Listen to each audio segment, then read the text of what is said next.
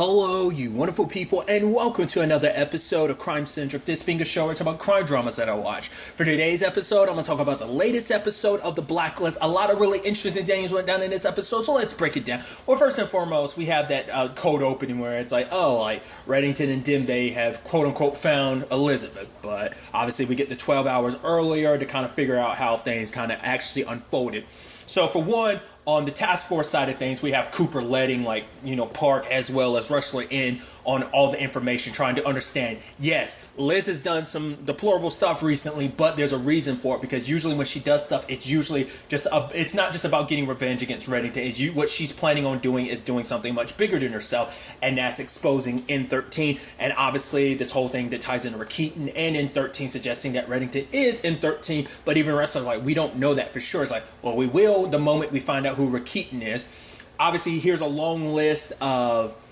CIA assets who had their identities revealed, and basically they are able to narrow it down to 5 people, because one of those five people have to be Rakitin, because all those CIA assets whose names were known, like these particular 5 people are the only people who knew about all of their identities. So find them, figure things out, but obviously they have to keep it from Reddington, which Reddington later on gets a call from Rakitin of like, yeah, Harold, he froze my assets, he's looking for Rakitin. It's like, you said you were supposed to handle it. He's like, I will, which his way of handling things was supposed to be, hey, kill Cooper. Still hasn't done it. That was like, 2 episodes ago that came up? He still hasn't done it because he cares about Harold. Like, that's his friend, so it's like, I'm not ready to pull the trigger. I think he's trying to come up with a way around this. It might be a situation where he's forced to kill Cooper, but I don't think that's going to be the case. I mean, well, since we're already on the Rakitin front, it is interesting because later on they get a suspect popping up, because obviously he turns up dead. Immediately, Cooper's like, you killed him, didn't you? It's like, honestly, I didn't. It's like, why should I believe? I don't trust you. It's like, honestly, that's your issue, not mine. But obviously, Dembe and Reddington are like, yeah, if it was really Rakitin, we would have gotten word about it. So what's up with this? So they get in contact with Rakitin. He shows up and it's like, you killed someone. He's like, yeah, I got them off my trail. Like, they wanted Rakitin, so I gave him Rakitin. He's like, you might have bought yourself like a day or two, but I told you I was handling it and you went off and did this, And he is like a perpetuant like amateur at this, because he acts like he's just like, while he's getting chewed out by Reddington, because he's almost like, all right, sure, whatever you say, old man. He's kind of got that look and air about him. But Reddington makes it clear, it's like, this is my 30-year project, and I'm basically not going to have it undone by a little rank amateur punk like you. So when it's all said and done, if you kind of go off and do your own thing again, you will suffer the consequences for it, because Reddington doesn't like. Because also, it's like, it's an innocent person. Like, unless innocent blood, if someone needs to die, that's one thing. This was a circumstance of like, I could have handled this. You killed an innocent person, and that does. Once again, Reddington's weird about the lines he'll cross. Like, there are certain lines he won't cross, and that just, even as a criminal, there are just certain things that rub him the wrong way. And I think, how Rakitin handled this, it's like, I would have found a less bloody way to handle this, because it could have easily been a thing of, hey, me doing this, I will take care of your family or whatever you need if you take the fall for this. I mean, that's how he got the lady to get rid of the files in the first place, because granted, they still haven't found her, but obviously, like, her boss is like, yeah, she kind of quit on the spot, so, but still, like, other than that, they haven't really gotten into that, but obviously they know that the person responsible for deleting the files is Reddington adjacent at the very least. So I just thought that was an interesting development, so I'm curious to see where that kind of goes. I mean, because even Wrestler says it. It's like, well, this benefits them, because it's like, well, we had 1 out of 5 people to look into. Now we only have 1 out of 4, so we're 20% closer to finding Rakitin. So that's sadly a positive spin or a very silver lining to a very terrible situation. So it's going to be interesting to see things where things kind of go on that front.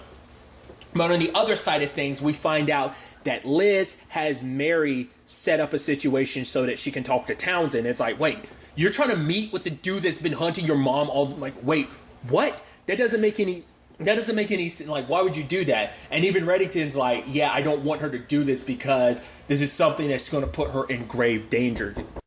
It's the same thing that comes up in the episode. The enemy of my enemy is my friend. Of like, yeah, you are an enemy of my mom, but the fact of the matter is you are the means of taking down Reddington, because Liz has some money, but she doesn't have the full money, resources, and as she says later on, influence necessary to take down Reddington, who has the literal criminal empire and criminal friends and associates that he has, not going to be the easiest thing and easiest person to be dealt with. So it turns into a situation of like, obviously she was setting up a meeting with Townsend, but obviously the FBI shows up. Even then, Wrestler's still kind of like, I don't want her to get hurt. But even Parks being like, yeah, you're doing the right thing by bringing her in. But turns out they were found out. They end up taking Liz in the process. But Mary ended up getting captured. So, which we find out, like, okay, why is Chemical Mary said, why are you...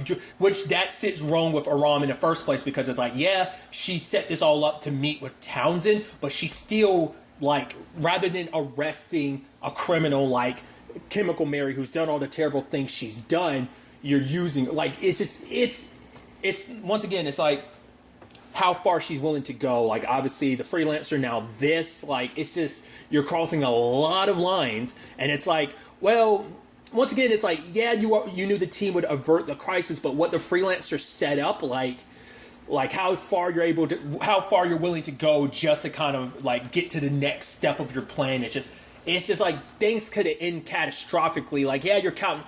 Yeah, the argument could be like, oh, you have faith in your team, but it's still like, no, those are some like villainous, dickish moves that she's making, you know? So, because we find out later on the reason why Chemical Mary was able to get in contact with Townsend is because that's his sister. So it's like, okay, so that's why because I was like, what purpose is she going to serve? And it's like, well, that's what it is. So, obviously, like I said, which we also find out the person that's communicating the entire time isn't Liz. Obviously, I figured as much since they went out of their way to hide her face. But it turns out she's a Cyranoid, which apparently this is an... And I like Reddington kind of bringing up the story, because I think we've actually seen interpretations of that. Like, I guess it's like a very like classic tale that obviously I think we've seen versions of it to a certain extent over the years. Basically having someone pretend to be you in order to kind of woo somebody. I was like, oh, I didn't realize that. Like, that's kind of like that there have been interpretations of a very classic tale. Like, obviously, like the Romeo and Juliet thing, it has existed in so much pop culture. Like, obviously, it's in the pop culture zeitgeist of like many different things doing their own like flavors of Romeo and Juliet. Whether they'll outright do the exact thing but kind of put their own spin to it, there will always you will always see like Romeo and Juliet elements to certain things. So it's just interesting to kind of get that particular case of like, hey, the criminal world took this classic tale and kind of did their own criminal spin on it by basically having a surrogate who's basically their intermediary, who's able to talk through them, speak for them. They're able to see and speak through them. He's like, I don't know how all the magic works, but that's how it works. So it turns out this lady is Liz's, and she sets up a deal with Townsend. It's like, it tells him the truth about Reddington being N13. You hunted my mom. My mom faked her death, let you think that she was dead just so that she could prove her innocence. It's like, oh, you just said your mom was alive. Yeah, she was alive until Reddington killed her. So it's like, oh, plays the voicemail, and it's like, okay, so he's willing to kind of listen to her more and like, you know. So then we have the Cyranoid turning herself in, and it's like, okay, what's up with that? And it's creepy because she's, you know, Liz is speaking through her, and she's talking like, Wrestler, no, Donald. And, you know, it's like, you know, then how about we talk about that night we spent together, that night, what happened between you and me the night I was on the run, which obviously Panabaker was there for that, for her to be like, oh, like, okay, do you guys really want to capture her? Because apparently not, like, you have the nerve to be sticking your willy in her, like, obviously almost being like, do you have no shame? Like, Panabaker shaming Wrestler like that. Like, yeah, everyone had an idea, but no one probably, like, this kind of confirmed it. Because Aram definitely knew, and I'm sure Cooper probably figured it on some level, but probably having everyone know that, in particular, Panabaker kind of throwing that and holding that above your head, probably not the best thing ever, but still. So, but the Cyranoid ends up getting out because regardless of anything, she's got Liz in here. Granted, they didn't realize that at the time, but she was able to get towards Mary, and Mary, it's like getting to Mary, it's like, oh, that's the bargaining chip to get Townsend to help you. But it's not to rescue her, it's to kill her because she got captured and she's a potential threat because she could expose him. So it's like, the fact is you're willing to go that far to have your own sister killed. And the problem is, Liz did it. But maybe, I think Liz can justify it by being like, for what, like the way she brings it up to Aram, it's like, well, for one, she didn't actually do it herself. So I think there's like, she'll detach herself from it, but like, if I had to do it, like I ordered it, but I'm not the one who did it, so it's not as bad. Like, once again, I'm sure there's a lot of stuff, a lot of justifying that like Liz is going to do over the course of the season. Like, you know, it's all for the greater good. Like, the ends justify the means. I think we're definitely going to get a lot of that this season. But I'm definitely leaning in the direction of she's in the wrong. Regardless of what the circumstances may be, you are driven purely by revenge. So it's not like this is some, you know, noble crusade she's on. No, she's in this for selfish personal reasons. She wants to destroy Reddington because he destroyed because he's always destroyed her family in some shape or form. The people that meant something to her, that were there for her, that cared for her. Sam, Kate, Tom, and now her mom. Like, it was the last straw. Plus finding out he's responsible. Why, like, oh, like, you robbed me of my childhood with my mom. So, you know, it's just a lot. Her being her partner playing the whole Dom thing. Yes, Reddington's the one who most likely put an end to that himself, but it was still Elizabeth set those circumstances up to begin with too. So it's just a lot of stuff falls back on Reddington in a lot of ways. So it's like, I get it. You know, even Harold later on is like, I get it. Like, if you knew her whole story, you'd understand. Even half of her story, you'd understand why she. Hell, he's like saying it's a surprise she's been as good as she has been up till now, because Pennebaker was talking about, like, you know, where is that line, like, you know, of like how far we'll accept and how far we'll go before it's too much. And prior to now, Harold's really kind of pushed the line on that in many different regards, whether it be Reddington or even Liz. But now it's like, he's like, now might be the time I have to, because it's like, regardless of anything, regardless of who she was, Liz still had Mary killed. Yes, she might have been a bad person, because that was Aram's whole thing of like, we're going to get her for what she did, because now she'll never stand trial for all the stuff that she did. Maybe there wouldn't have been any evidence, but it's like, you're not judge, jury, and executioner in this. You, someone who used to follow the law, to kind of go so much against it. Granted, she was a little loose with the law in certain regards, just because of all the time she spent with Reddington anyway, but, you know, I mean, I think that's the irony behind it. You hate Reddington so much, but I guess it's like, you need to become him in order to stop him, you know? And it's like, but once again, she's making decisions not fully informed. She's only gotten a fraction of the story, but that's also the thing. I've never gotten the full story. She thinks she's gotten everything from her mom. Reddington says some lines later on that I'm like, there's definitely more to it, where it's like, no, you can't trust Liz because she doesn't know everything. A girl trying to defend her mom who was a bad person.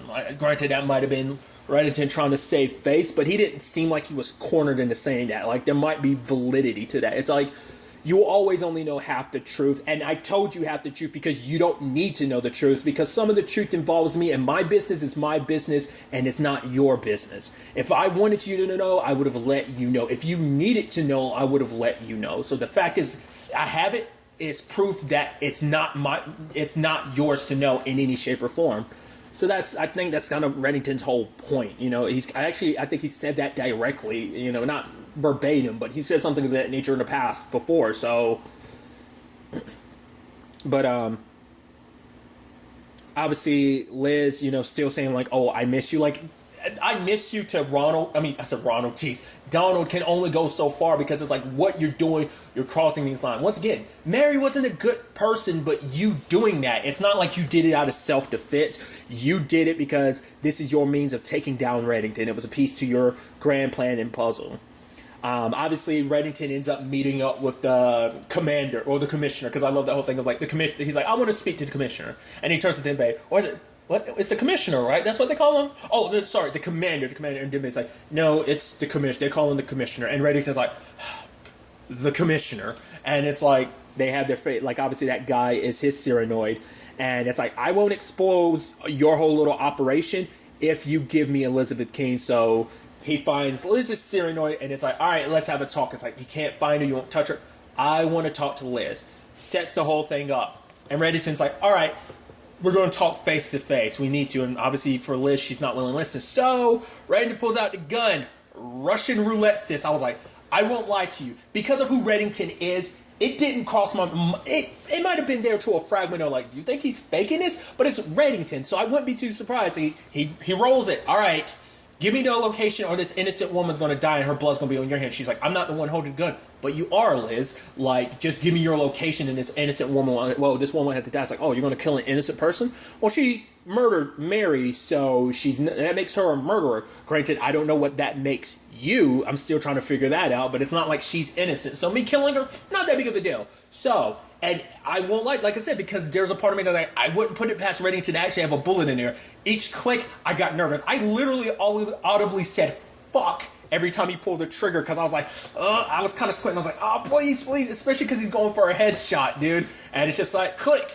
All right. Even though I was counting her down, I was like, 1, click, 2, click, 3. I was like, damn it. And then when it got down to 5, I was like, shit. But even then, Liz wouldn't. Hell, even the lady, the Cyranoid, Miss Collins, being like, please, is like, come then tell me the truth. It's like, no, that wasn't me that said that. That was her. It's like, she's breaking character just to beg you to save her life. And when it was all said and done, Liz was like, I'm sorry, and disconnects at the last second before Reddington could pull the trigger. Because I think that speaks volumes. You want to apologize to her and everything, because obviously for her, this fight, this cause is too great. Whatever sacrifice needs to be made, needs to be made. Now, I don't know whether she was calling Reddington's bluff, but the fact that she disconnected at the last second, either she knew he was tracing her, or that was her way to kind of not feel as guilty, because as long as I don't see it, I don't have to feel as guilty. Like I said, I think there's going to be a lot of justification on her part because of all of this. But at the end of the day, it's like, all right, we found a location. And Reddington's like, sorry for this, a cheap trick. Turns out he never put a bullet in the chamber. I was like, woo!